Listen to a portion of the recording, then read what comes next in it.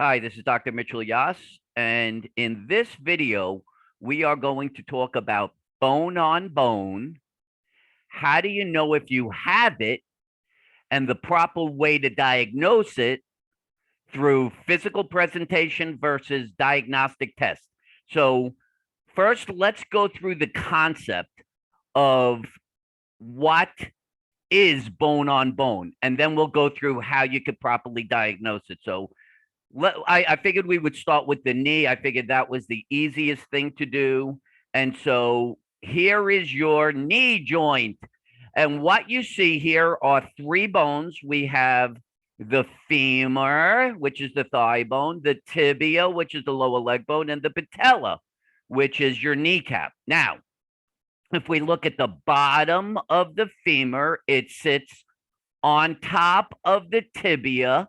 And then we see that there are two spongy cartilaginous structures, or one, there's a medial and a lateral, called the meniscus. Most people have heard the word meniscus. And basically, it's a cartilage, it's spongy, and its function in terms of anti gravity is that it basically, as your weight is pushing down into the knee, the meniscus acts to absorb some of the force so that you don't have impact forces directly on the bones themselves. Okay. So the purpose of the meniscus from an anti-gravity perspective is that it acts as a shock absorbent. Okay.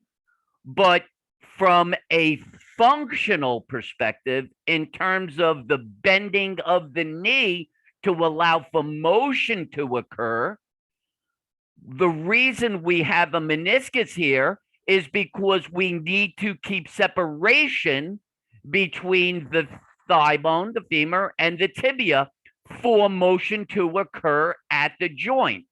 So clearly, it should be fairly obvious visually that the very, very bottom of what is known as the femoral condyle, this lowest portion of the thigh bone, is not touching what is known as the tibial plateau because there's something stopping that from happening.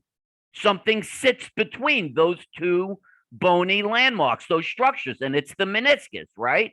So what you have here is what is known as joint space.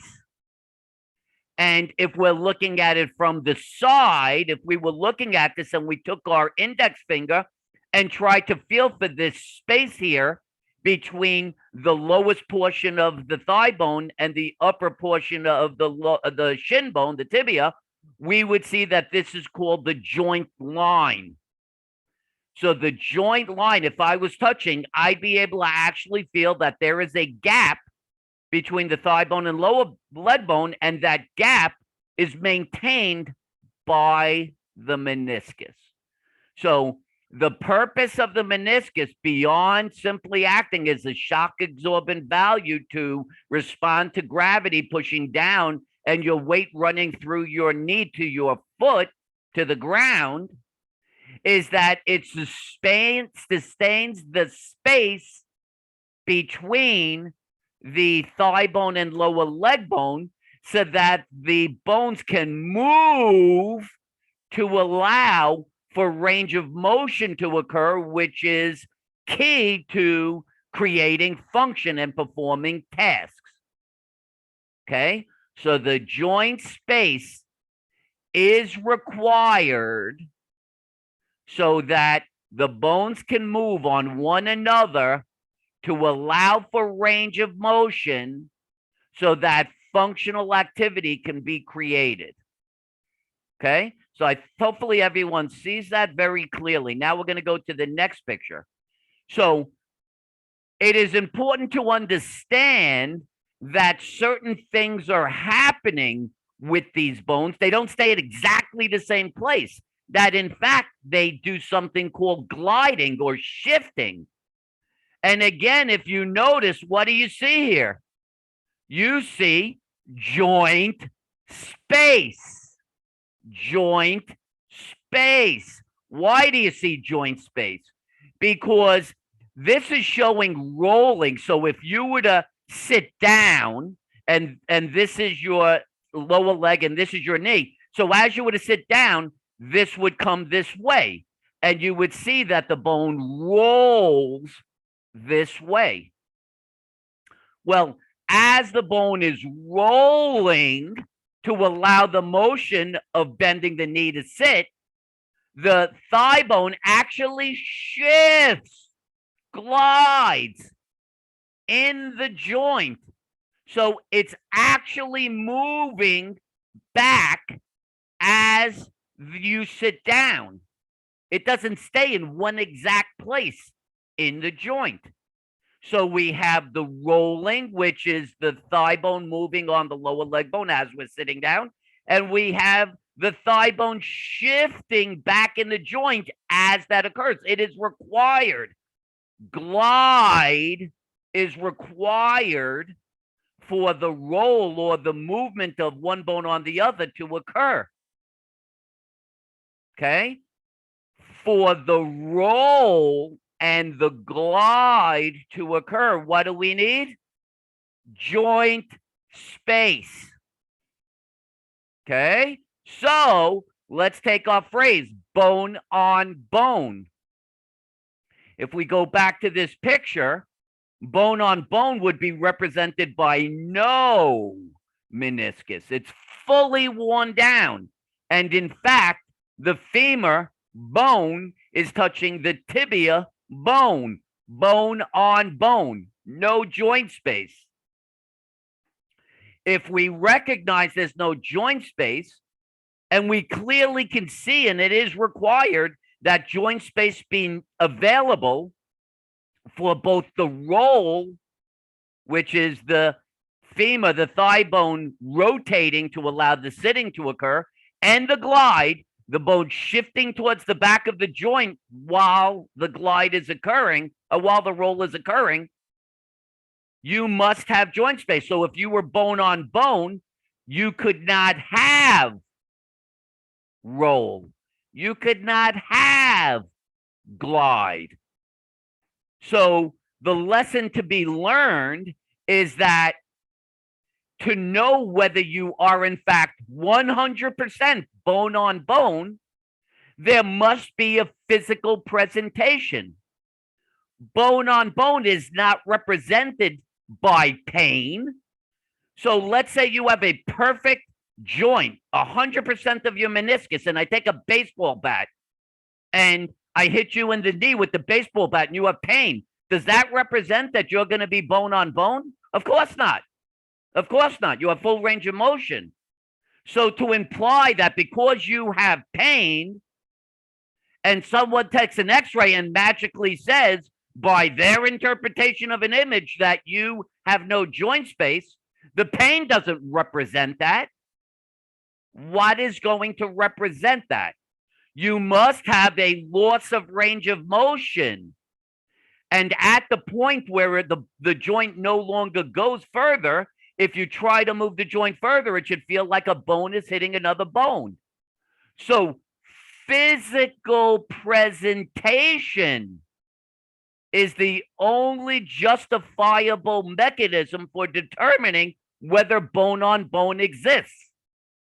The interpretation of an image by a surgeon who does surgery for a living is simply not enough to determine if the person's bone on bone.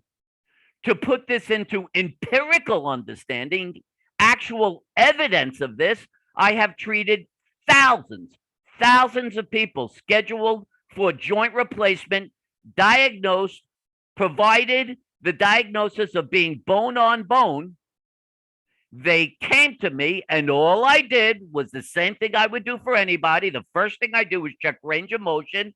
And in virtually all but 2 cases of thousands, they presented as having full range of motion, which instantly, by definition, indicates they can't be bone on bone. There must be some aspect of joint space available for the roll and the glide that must occur that allowed for full range of motion to present. So The idea of an image saying you're bone on bone and it's interpreted by the surgeon as justifiable that the pain you're having is from that is completely illogical. It makes no sense. Pain is not a representation of being bone on bone. Loss of range of motion is the only presentation that indicates that someone is in fact bone on bone. And if you did present that way, you certainly need a joint replacement. But of the thousands of people I have treated who were diagnosed as being bone on bone, I checked their range of motion and it was full. I then went on to show that their pain was muscular based, performed certain exercises, and the person was pain free and fully functional in weeks. Okay? So let's make sure we understand what is bone on bone. What does it look like in the knee joint? What is happening at the knee joint? How would bone on bone affect the function of the knee joint? And then recognize that only a physical presentation of a major loss of range of motion at the end range, feeling like a bone's hitting another bone, is the only physical presentation that justifies the diagnosis bone on bone. Any pain associated with the knee has nothing to do with being bone on bone. It's a foolish premise. Pain doesn't represent bone on bone. Loss of range of motion represents bone on bone. If you find this video helpful, please give it a thumbs up. If you like my YouTube channel, Dr. Mitchell Yass, please subscribe to get notifications when new videos are added. If you would like to contact me, maybe this is starting to hit home, it's making sense, and you want to discuss your issue, please contact me by email at drmitch@mitchellyass.com. Or if you think that you would actually like to schedule a Yass Method Zoom session, you don't have to be in Jacksonville, Florida. We can do these sessions virtually anywhere in the world. You can go to my website, www.mitchellyass.com. I'm sorry, livewithoutpains.com/sessions, livewithoutpains.com/sessions. And you can see how the sessions work, what to expect, and when you're ready, you can select the day and time and schedule your session. For now, this is Dr. Mitchell Yass wishing you a pain-free, fully functional life. Bye-bye for now.